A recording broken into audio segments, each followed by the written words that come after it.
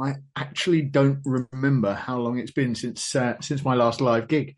There's because there's COVID and the lockdowns and all of that, Oh yeah.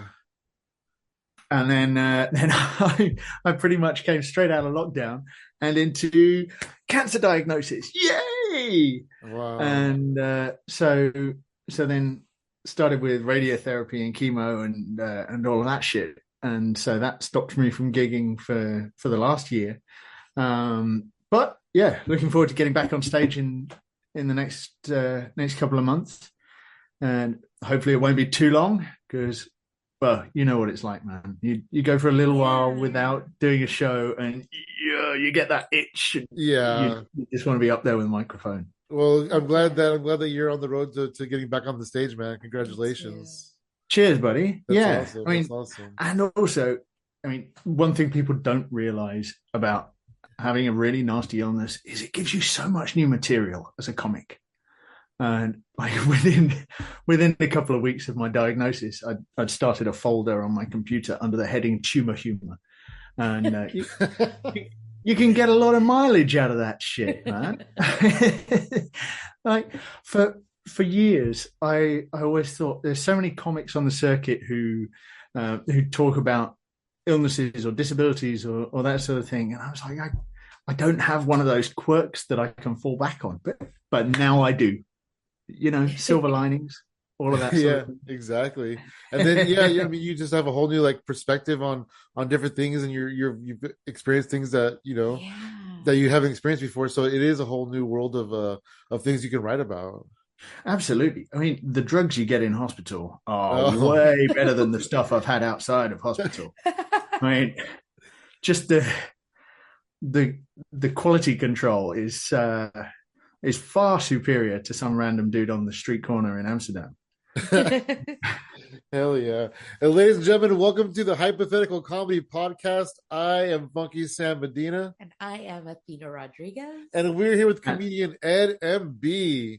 Hey Woo. Ed, thank you so much for joining us. Thank you very much for having me. Hell And yeah. what an intro, I've just got to say. I mean, anybody tuning in for a comedy podcast, they're like, within the first sentence, cancer. Wow, this is going to be entertaining. Where can we go from here? Right? It only gets better from here, hopefully. Hey, fun fact, I believe you are the first person that we are having on the podcast that isn't on the same continent as us. Oh, wow. I'm flattered. Yeah, so that's pretty fun. Yeah, Hell that is a yeah. good point. I'm all the way over here in Europe, in the sunny Netherlands, which are certainly not sunny, where everybody is ridiculously tall and ridiculously good looking, and Well, so I just came here to be out of place permanently, really. that's kind of where you had to be because of that, huh? Absolutely. The cheese is good too. You can't knock the cheese in the Oh Netherlands. my gosh. Man, Oh, sign me up. Amsterdam is like one of my top absolute favorite places in the world I want to go. Well, I mean, what's like life like out there? I guess pre-pandemic, because I mean, I'm sure everything's different now too. Well, yeah, I pretty much haven't been outside for 3 years, so Wow. no, that's a bit of an exaggeration. But yeah, I mean, everything in the Netherlands is always pretty laid back, and people like to take things easily, and uh, everybody says exactly what's on their mind, but as a result of that, nobody takes themselves far too seriously. So yeah, it's a really cool place to be. That's awesome. That's awesome. Have you visited before? No, never. I've never even been out of the country, Oh, dude, out of the well, you got to get US. yourself Yeah. over here, man. Yeah, no, I want to. I really want to go there and hang out there. Yeah. How do people there feel about like Americans and tourists Oh and no. things like that? Because I know that we don't have a good reputation around the world. They would much rather have Americans than Brits. So Oh, Okay. what? Oh man. Plot twist. Wow, interesting. I wasn't expecting that answer. Wow. Me either. well, the main thing is that the Brits come over here and just drink too much and smoke too much weed and then pass out and throw up in the red light district. Oh, And dang. and the Americans come over here and they don't drink so much because they think that the beer is really really strong, and then they don't smoke as much weed because they think that the weed is really really strong, and then they don't go to the red light district because they think that hookers are illegal. So So they So, just yeah, stay in their Americans- hotel and mind their own business. no, they like do the proper touristy things like Yeah, sightseeing and art galleries and all of that shit. I see. Wow. And then I'm occasionally they surprised. step into a coffee shop, have a single puff of a joint, and then that's it for the day for them. They've got to go back, sleep it off, and then find a new art gallery. Wow. As the Brits just come in and go balls to the wall. Yeah, they do. Yeah, the British tourists are not popular in the Netherlands, but I should clarify. I'm not a British tourist. I've been here for years. My wife is Dutch. I'm integrated and I don't smoke weed. So I I just have to drink the beer and throw up after that. You're everything the Dutch is looking for in a British person. Something along those lines. What was it like for you? Like, where did you grow up? Well, I grew up in London, Okay. and that was a long time ago now.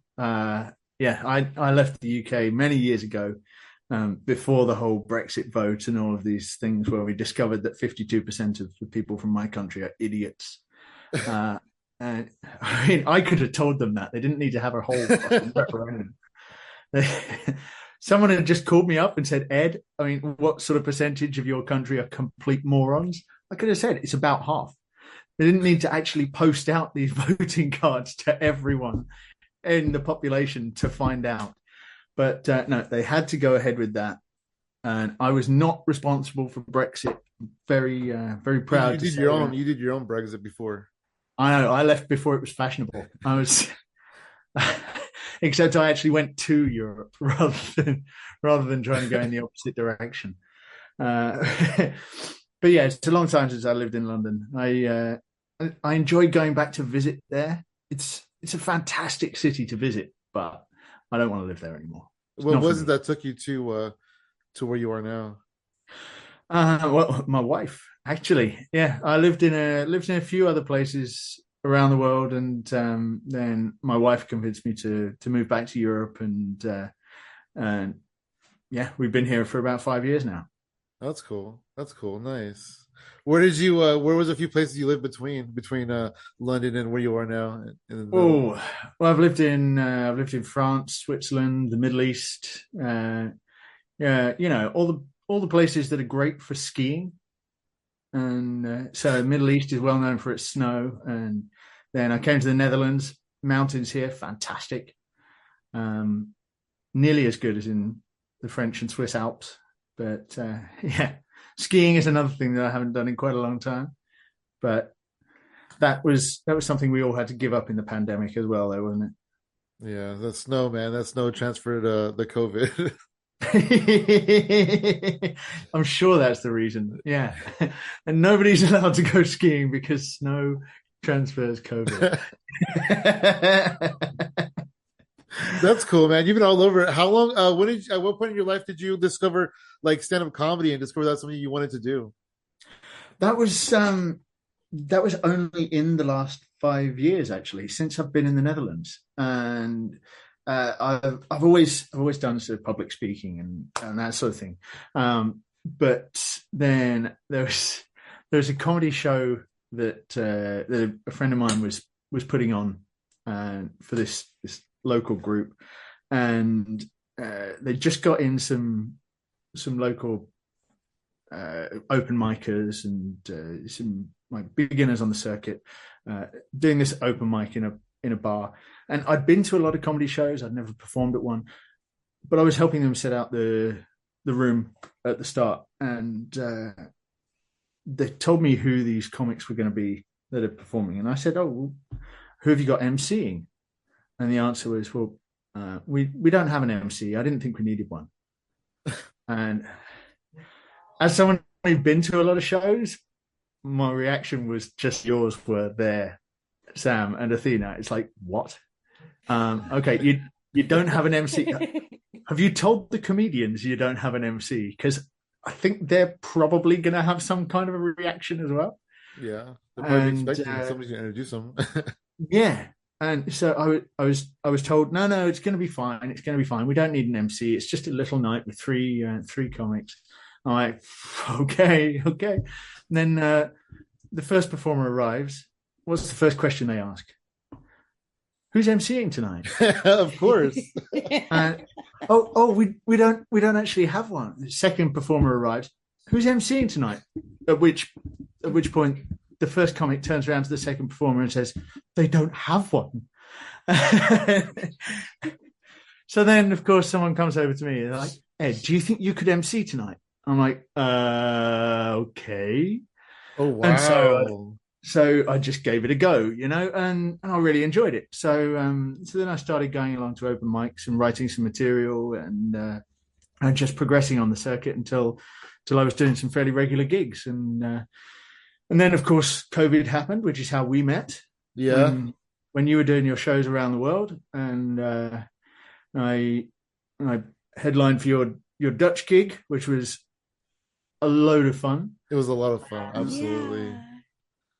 Yeah. But since then, things have changed temporarily for me. So I haven't managed to do any live shows for quite a while. But yeah, as I say, really, really looking forward to getting back on stage as soon as I can.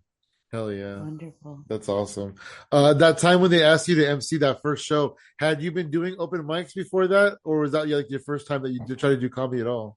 That was my first time. Wow. I'd as I say, I'd done public speaking and I'd played musical gigs. And if you're a vocalist on stage as a musician, and then the chat and banter that you have in between songs is a little bit like emceeing for yourself. And so I called on some of that for my first ever attempt. But I mean, yeah, as with everybody's first gig, you look back at that and you think, holy shit, did I actually say that out loud? Yeah. Why did people laugh at that? That's just not funny. So yeah, I'm pleased to say I've improved a little bit since then, but that was my in at the deep end baptism of fire sort of thing. Yeah, that's cool. That's incredible. You over the Zoom times, there's a few comics that I've seen that really like stood out to me as like something special, and you're absolutely one of them. And when I saw thank you very much, that Netherlands show, because I didn't know you. I was doing these shows, these different countries, and it was super fun. And I was, getting one person and going, hey, can you find some people? Can you help me, book it? Because I didn't really know the people in the area. And so Bert, recommended you as the headliner, and you just blew me away. And I absolutely loved your comedy. And so I've been wanting to like work with you ever since.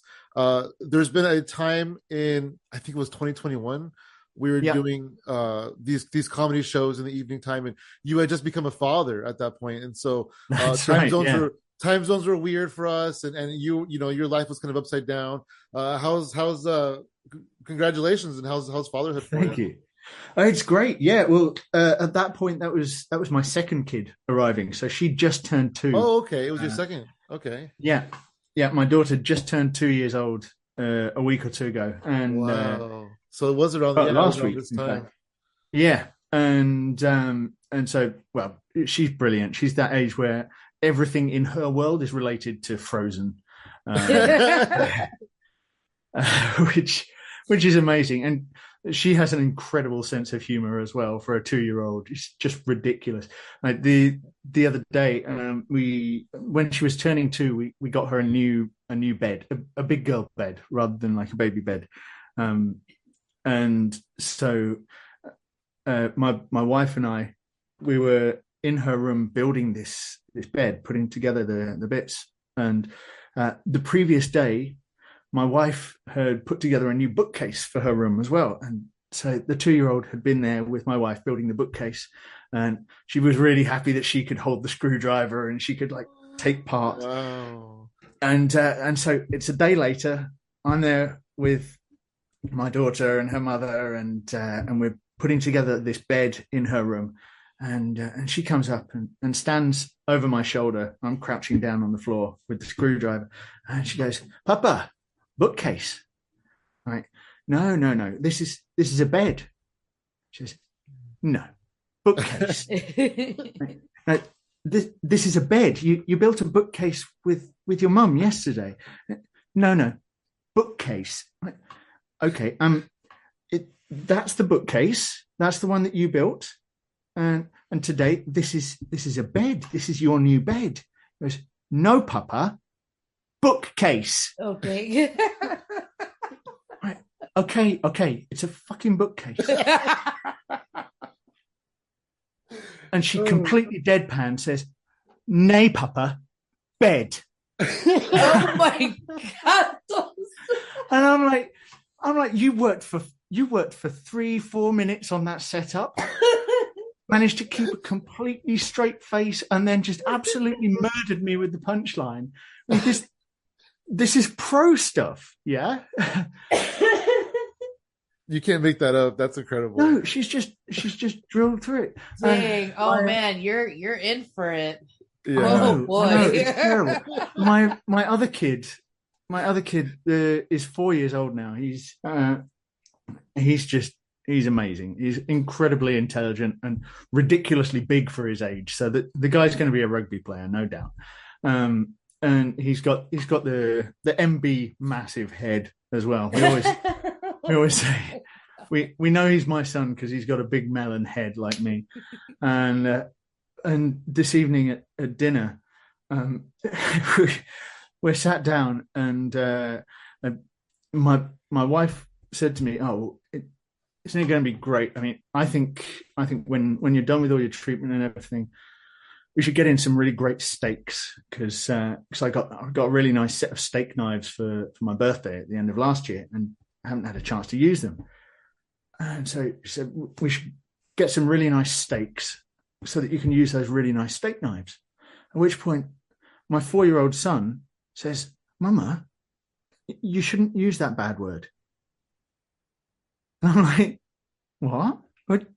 And both my wife and I, we look at each other confused. And I said to her, you didn't use a bad word, did you? And I said to my son, did you think Mama said a bad word? Did you think she said shit or something?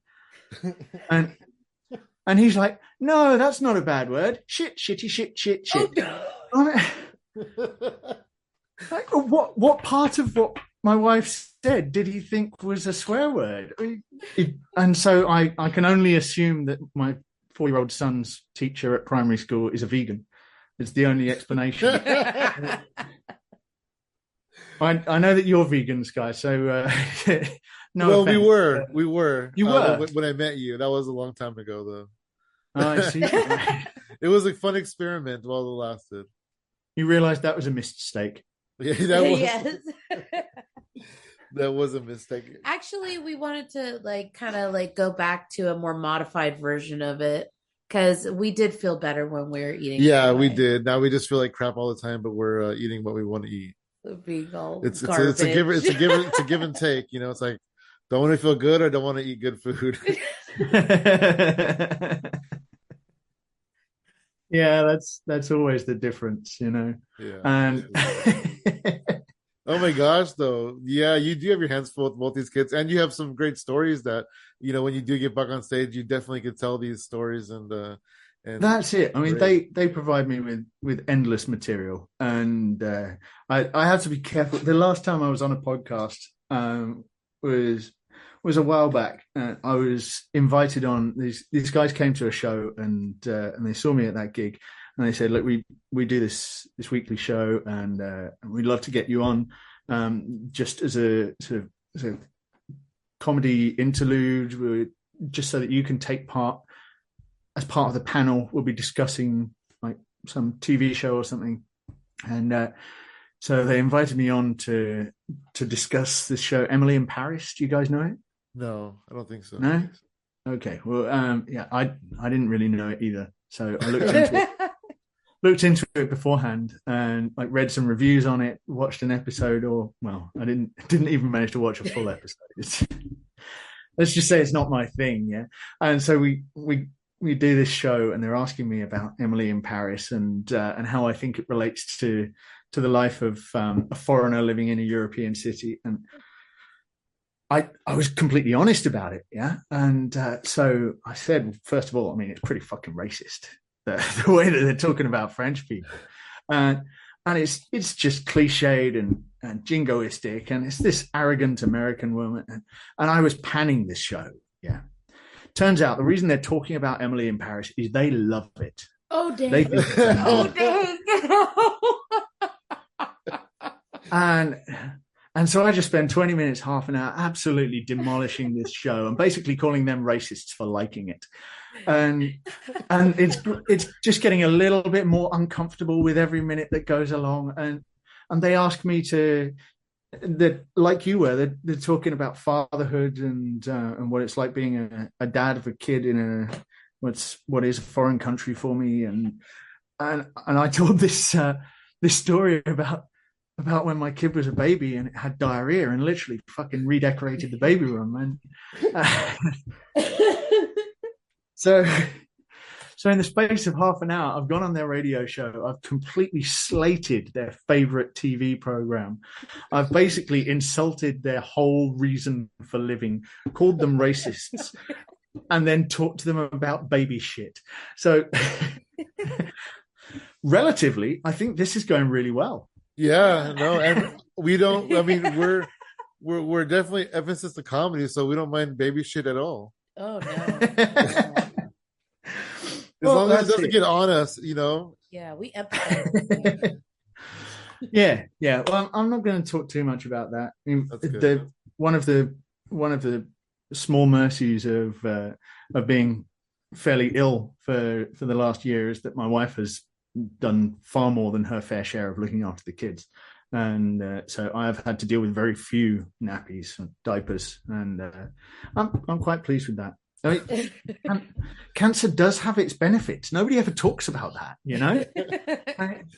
Well, there you go. Especially as comedians, it's not a subject that comes up. Nobody goes on stage, picks up the microphone, and says, "So, cancer." Know what I mean? And it's not going to get a big laugh straight off the bat. But yeah, there are these fringe benefits. First of all, the moment you tell people you got cancer, you get visited by everybody, and they're all bringing gifts for the family. Like, everybody comes to see you. They're like, "Oh, have you got time for me to come and visit? I know it's only 6,000 miles. I'll be on the flight tomorrow." It's like they kind of assume you're going to be dead tomorrow, and so you get all these visitors. You get people inviting you to stay everywhere, and it's not like those people who are always saying, "Well, if you want someone to talk to, I'm here." Those people, first of all, they're not there. They don't want you to talk to them. And secondly, if you do start talking to them about cancer, they don't know what to fucking say. Yeah. So that there's no point in saying that. If you don't really mean it, don't say it. But the other thing, if I'd known how many old friends would get in touch, I would have got cancer ages ago, man. I mean, it's like you pick up on all these conversations you think that you've lost. And birthday presents, dude. I got more birthday presents last year than I've had since I was like 10 years old. Oh my Seriously. Wow. It's maybe people are thinking, like, I mean, maybe he's not got long left. I might get it back soon. So they buy you something that they'd really like. And so then, yeah, if you've got cancer and you survive and you get to keep all this shit, fucking brilliant. Yeah, like the steak knives. Absolutely. Awesome steak knives. And that's incredible. It's cool. Yeah. But I just, for the listeners here, I am absolutely not encouraging anybody to fake a cancer diagnosis in order to get more gifts for their birthday. Yeah, that would be thoroughly unethical. So do not do that. And if you ever mention that you got the idea from me, I'm not going to say I'll hunt you down and do something nasty, because I'm too lazy for that. Yeah, but you probably deny it for a while. Yeah. I'll absolutely deny it. I will hunt down every copy of this podcast. All 5 of them. Yeah. Yeah, that's exactly how it'll go. So yeah, cancer has its good points, you know. Well, You there come you up with go. And I mean, humor. that's loads of material because, like you said, if you go on stage and you cancer, you say cancer, it's kind of ooh, but then if you can make it funny, then people are gonna love what you Yeah. present to them. And I know, I mean, you're hilarious, and this, you're being really funny with it now, just talking to us. And I think that if you sit down and craft some material, like you can really make it incredible. Oh, cheers, man. I mean, yeah, it helped me as well, you know. In Yeah. that sort of situation, it's like being hit in the face by a 30-ton truck. Yeah. It, I'm not I'm not of the age where you expect that to happen. And the doctors were surprised. They were saying, like, you're too young for this. I mean, most of the people we see with this diagnosis are like twice your age. Wow. But yeah, 39 years old, and then the doctors are like, "Right, you got stage 3 cancer. We need to get you booked in for radiotherapy and chemotherapy straight away. We're going to have to do that for like 6 months, and then you're going to have surgery." And I mean, this is my life for the last year, dealing with that sort of shit. But you've got to have something to get through it. And Absolutely. and for me, part of that is humor, like looking at the situation and thinking, yeah, I'm a 39-year-old with colon cancer. I've got to go through this shit. It's going to be fucking painful. It's really going to turn my life upside down. But let's see if I can find some stuff in here that I can use, that I can take with me, that I can enjoy, and take my mind off the fact that I've got like this hard lump of flesh the size of a carrot, a long way up my ass. I mean, you'd know what that feels like, right, Sam? Oh Uh, my. Maybe. having I having like a mean, hard, fleshy, carrot-shaped thing. Oh no. I can't even imagine. Yeah. Ouch. but but no, this is the sort of way that I approach it. That Yeah. you think of this horrible situation, and then you think of how can I turn this into something funny? How can I turn this into something that I can use to make people enjoy their life, and to help me enjoy my life. And Yeah. And yeah, then, you never know when like somebody needs that in their life, and then you bring that to them. Like I was doing this, it was just a silly joke about divorce and joint custody. Like I got a joint and she got custody, like it's just a silly little thing. And some guy literally came up to me after the show and he was like, dude, I'm going through divorce and I've been really depressed, and that really like made me laugh, and I just really love that, and I love the light that you put onto that. Yeah, absolutely, absolutely. And as comedians, I think it's our responsibility to find that joy in the darkness. I mean, there's so much shit that goes on every day, and comedians, we stand up and we talk about all of this shit, and and we make it enjoyable, no matter how rubbish it is. And during the whole lockdowns and all of that, we were all writing jokes about COVID and about the pandemic and about the difficulties that we all had. Yeah. And everybody was going through the same thing. So it brought a lot of people together. I mean, that's how we know each other, from that situation. If it wasn't for COVID and the pandemic and lockdowns, you and I would never have met, I'm sure. Yeah, Uh, probably never. We there's live in different countries, other side of the world, probably exactly. never. It's like a million to one chance that Absolutely. that we would be gigging in the same place at the same time. But because of this really horrible situation that happened to all of us simultaneously around the world, we're sitting here today having a chat about how good life is right now, basically. Yeah. Yeah, we came through to the other side on the COVID situation. Yeah, that's pretty cool, I Absolutely. think. That was pretty cool. Yeah. Hey, speaking of that, did you do a lot of Zoom shows when the COVID thing happened? Like how did you transition from like the live thing to the Zooms? Um, well, through yeah, the I had previously done like video recordings and webinars and presentations online and that sort of thing. And so one of the first things that I did with lockdown was with with some friends and colleagues, we started up putting on quizzes for people that we knew. I know lots of people were doing these online quizzes and that sort of thing. We started doing that straight away. And then people started doing these Zoom shows, and everybody was a bit reluctant to do it. But they were. I was fine with that because I had a little bit of experience of doing these webinars and stuff already. So I didn't have a problem with that.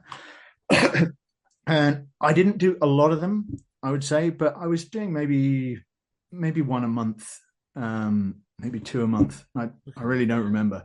It feels like so long ago now. It does. It's crazy. Yeah. But as you saw, I've got my little pub in the back garden. Which, I love that it. bar. For a little bit in the beginning, I was trying to figure out if it was like a virtual background or if it was like a real bar. It looks incredible. That was my venue for online gigs, and Wow. I decided when I bought this house, I decided I was going to build a pub in that shed in the back garden, and like the real estate agent was showing us around the house, and I saw out the back window across the garden there's this shed. It's a large shed, and so I pointed to it and I said to my wife, "That's a pub." And the estate agent was like, "No, that's a bicycle where it's a shed where you keep your bicycles. It's a bicycle shed." Like, no, that's a pub. And she goes, "No, really, it's a bicycle shed." Like, that's a pub. And my wife had to step in and say, "I think he means he's going to turn it into a pub." I'm only now realizing where my daughter got that bit from. It's like, she must have heard me tell the story, and she's like, "This is the format. That's not a bed. Then at the end, he said, "Okay, it is a bicycle shed," and the lady's like, "No, it's a pub, right?" Yeah, but yeah, I built the pub and the bar and put in the beer tap and that sort of thing, and it was finished like 2-3 months before the lockdown started. Oh, perfect timing. Did you install it yourself? Like, did you physically do it? Wow. Yeah, I built all of that and did all the carpentry and everything. And then when lockdown came along, because of course I built this pub in my garden, and only a handful of people have been in there for a beer, and everyone's like, "Dude, how often are you really going to use this?" Right. And then COVID hits. Everything's on lockdown. Every pub in the fucking world is closed except one. Oh, wow. And so the first night of lockdown, my Instagram, I'm like there at the bar in my little pub with a beer. I'm like, who's stupid for building a pub now, huh? Wow. But yeah, that was. Oh, sorry. Go ahead. That was my venue for all of the online gigs. Yeah, that's awesome. Does your pub have a name? It does. It does. I'm not sure if I can actually go through this on this podcast, because the whole point is that my parents don't find out. Oh, okay. Well, that's good enough. You know what? Fuck it. Off the air if you want. No, I'm going to go ahead with it. So the pub is called. The pub is like a traditional Old English pub name. It's called the Fat Pig in the Tree. Yeah, and that sounds like a traditional English pub name, right? Yeah, sure. But I live in the Netherlands, and so there's a translation of the Fat Pig in the Tree, and Fat Pig in the Tree in Dutch is dick fucking in the bum. Oh, so it's like a code name. It's like a secret name. So the pub is called the Fat Pig in the Tree. There's a beautiful sign outside the door of a slightly overweight pig sat on a branch of a large tree, and we've got coasters on the bar with the logo saying Fat Pig in the Tree. We've got a standing table for summer evenings that we put outside with the logo on saying Fat Pig in the Tree. It's a whole branding exercise now. But wow. That's yeah, incredible. It was great for lockdown gigs because I can't do stand-up comedy sitting down. I can do like an interview like this, but if I want to do a gig, I want to be standing up. I want to be animated, and so I tried having the camera in here, in the guest room, and standing in front of it. I tried with a green screen behind me, all of these sorts of things. I tried standing in the garden. That didn't work. But when I set up the camera in the pub for the first time, pointed with the bar behind me, I'm like, yes, yes, this feels like I'm doing a gig. It feels like I'm in Wow. a So club. cool. So That's amazing. I love yeah, it. I love that too. I want to make it a goal to have a beer with you in that pub someday. That would be so absolutely, man. cool. Yeah. You are more than welcome anytime. You just Hell yeah. get yourself over to the Netherlands, That's the and hard part, right? Yeah. Yeah. But yeah, once it's yeah, exactly. quite a Once I'm swim. there, I'll just let you know and then we'll do that. But that yeah, that's the hard part. Exactly, man. I'll pick you up from the airport. You can stay in a spare room. Hell The yeah. pub Even is right better. outside the door here. So yeah, Even absolutely. You're better. more than welcome. Just get your ass over the Atlantic. I love All right, I'll it. try. I'll try. I'll take some swim lessons real quick.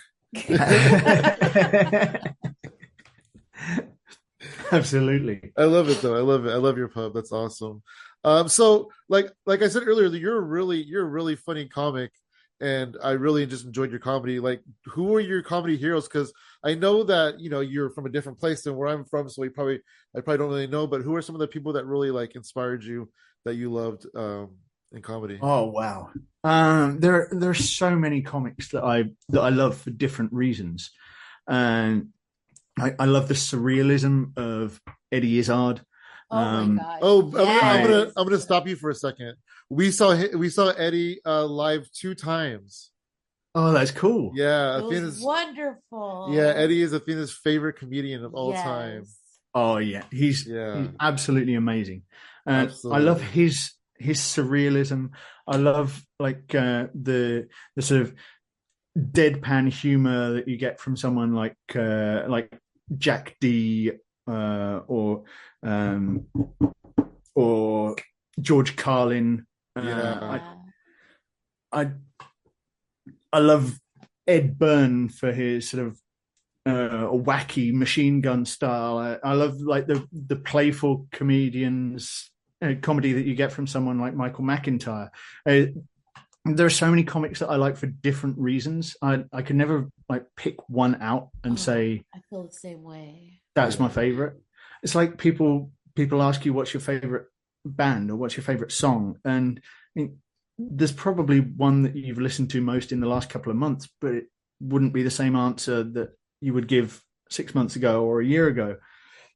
And I think comedy is a lot like music that if you appreciate the different styles and pick up from each of them, then you can take so much more from it. I Yeah. I would never think, yeah, I only like that style of comic because uh, I don't like people who tell jokes about squirrels or whatever it might be. It's, yeah, I think there's so many comedians doing cool different things that I couldn't pick out one who's my absolute favorite. Yeah. Yeah. That's cool though. I'm I can glad see that. that's a lot of good comics to be inspired by. Yeah. Hell yeah, that's awesome. What's it like to because when you first started doing you did that one gig where they asked you to MC and then from there you kind of started doing open mic. Like talk about open micing a little bit in Yeah, what's it Amsterdam like? because I can imagine it's the same as what I'm used to.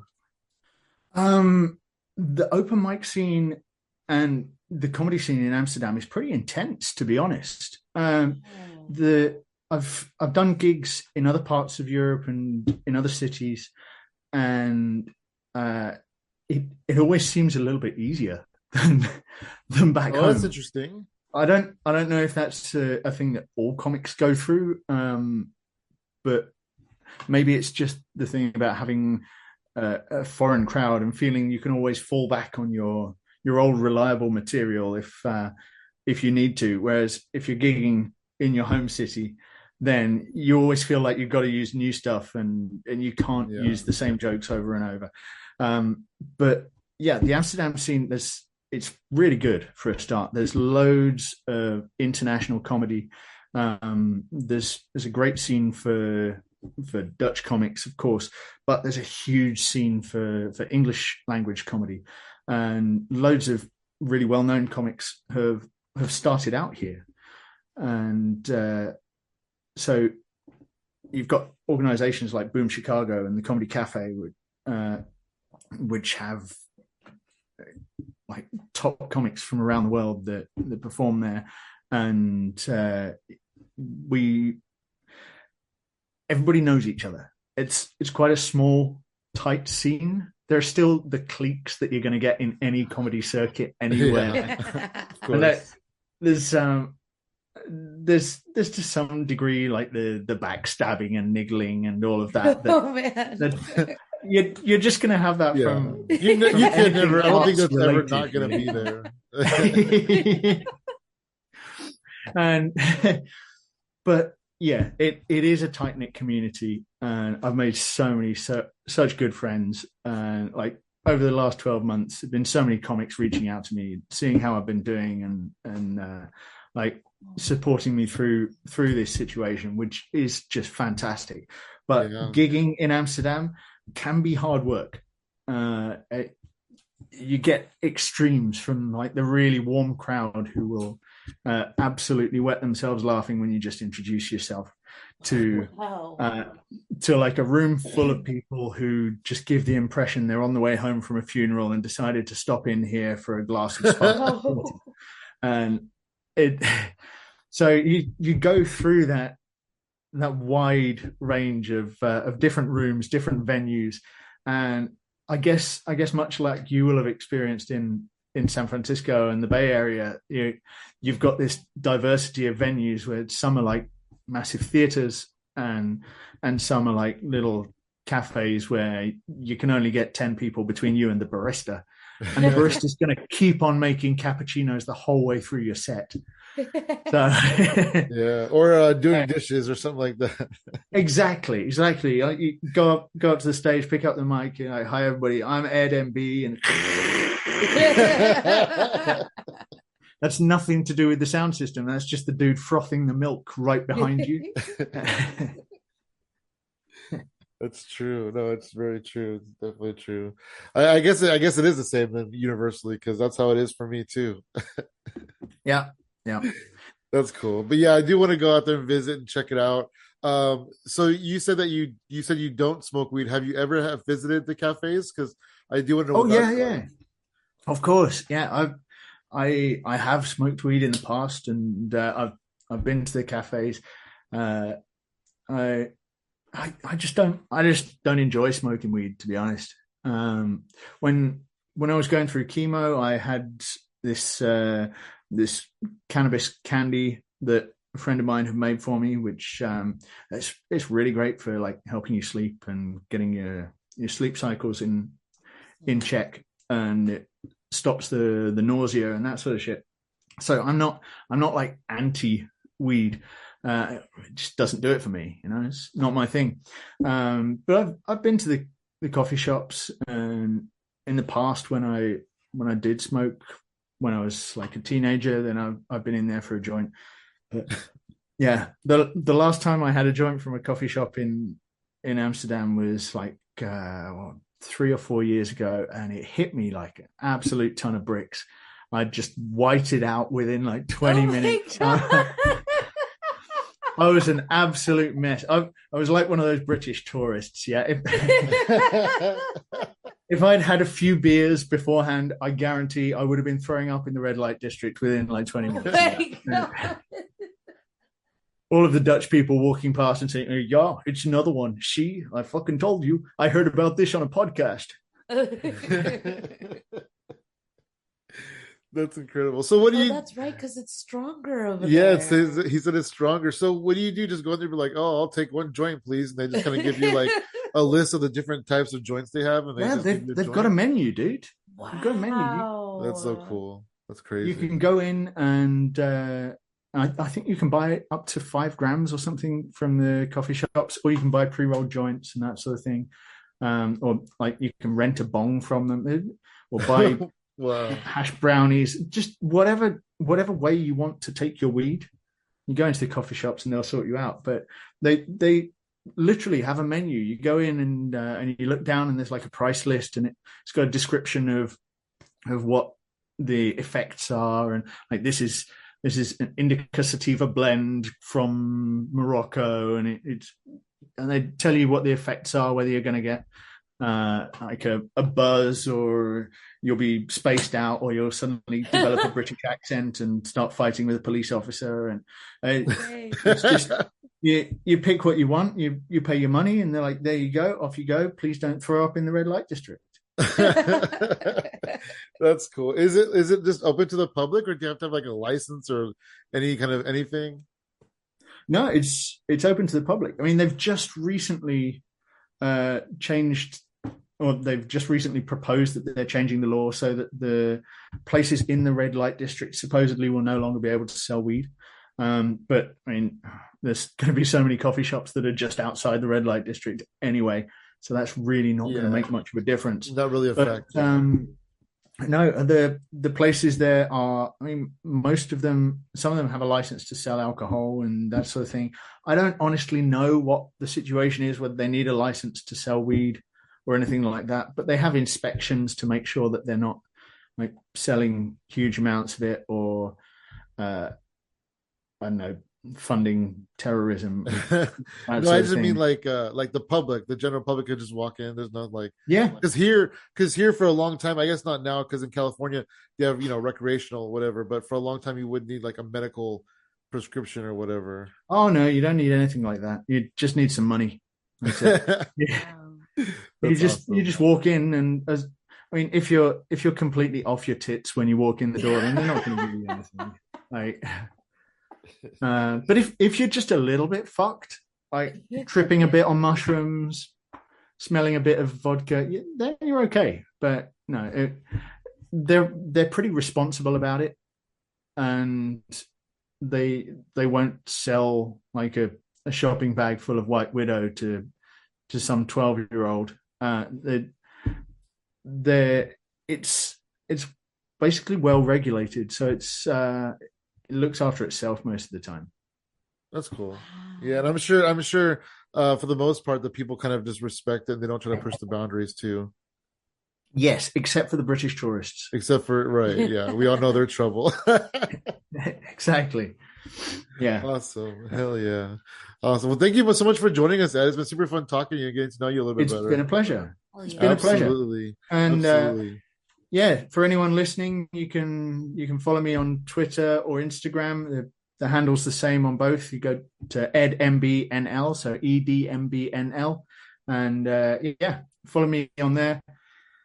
I hope to be gigging again soon, so I hope to catch you all when I'm back on stage and all fixed up and patched up, and yeah, it'll be cool. Maybe I'll be over in the Bay Area. We can do some gigs in San Fran or Oakland. That would be awesome. Have you been? I was going to ask you. I kind of forgot though. Have you been to the U.S.?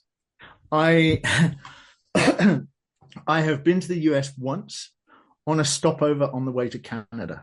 So, okay, so you just basically went to the airport, or what? That's it. Yeah, I stopped in the airport, but yeah, I'd love to go. My brother actually lives in Cambridge, Massachusetts. Okay, that's the other side, but that's cool. Yeah, completely the other side of the country from you. Yeah. So I think that's about as far from you as it's humanly as it is possible. from me.